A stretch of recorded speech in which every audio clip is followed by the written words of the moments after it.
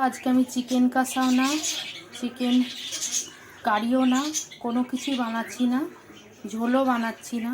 আমি আজকে চিকেন পকোড়া বানাচ্ছি না, আজকে বানাবো চিকেন কাটলেট। তো কাটলেটের জন্য বোনলেস চিকেন মিক্সিং জারে নিয়ে নিলাম, চিকেনগুলো সব নিয়ে নিলাম। এতে দিয়ে দিচ্ছি 2টো কাঁচা লঙ্কা, 1 মুঠো পেঁয়াজ, দিয়ে দিচ্ছি গরম মশলা, দিয়ে দিচ্ছি গোলমরিচের গুঁড়ো, দিয়ে দিচ্ছি আদা রসুন পেস্টই দিলাম, তোমরা চাইলে গোটাও দিতে পারো। আর দিয়ে দিচ্ছি একটা ডিম ফেটিয়ে রেখেছিলাম ডিম, আর দিয়ে দিচ্ছি পাতিলেবুর রস। পাতিলেবু না থাকলে তোমরা ভিনিগারও দিয়ে নিতে পারো।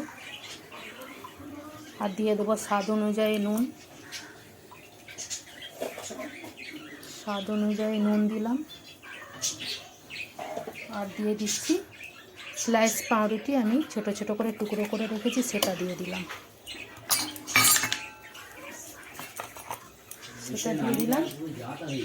আর দিয়ে দিলাম আমি ধনেপাতা কুচনো। তো আমি এটা গ্রেড করে নেব।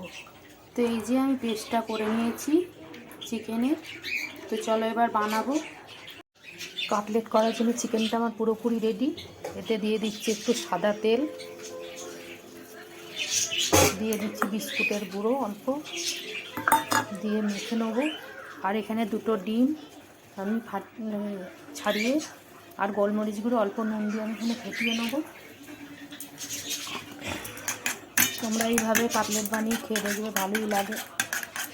গরম গরম বিকেলে চায়ের সাথে কোনো লোকজন আসলে তাদেরকে চটজলদি বানানোও হয়ে যায়।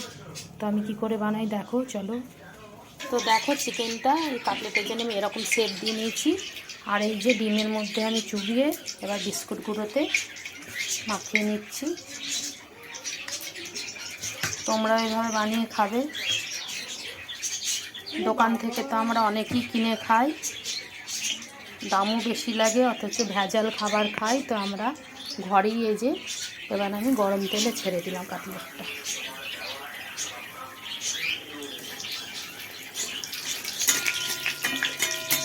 এইভাবে লাল লাল করে ভেজে নেব।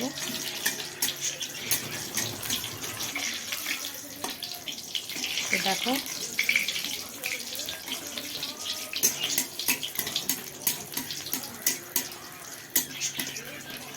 তো তোমরা এইভাবে বানিয়ে টমেটো সস, ধনেপাতার চাটনি, যেটা হোক সেটা দিয়ে খেতে পারো, খুব ভালো লাগবে। বানিয়ে খেয়ে দেখো। তো কাটলেটটা আমার হয়ে গেছে, এবার আমি তুলে নিচ্ছি।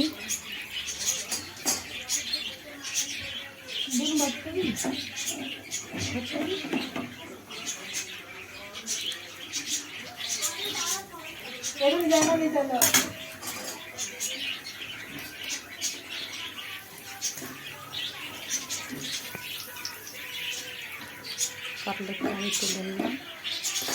চলো টাটা।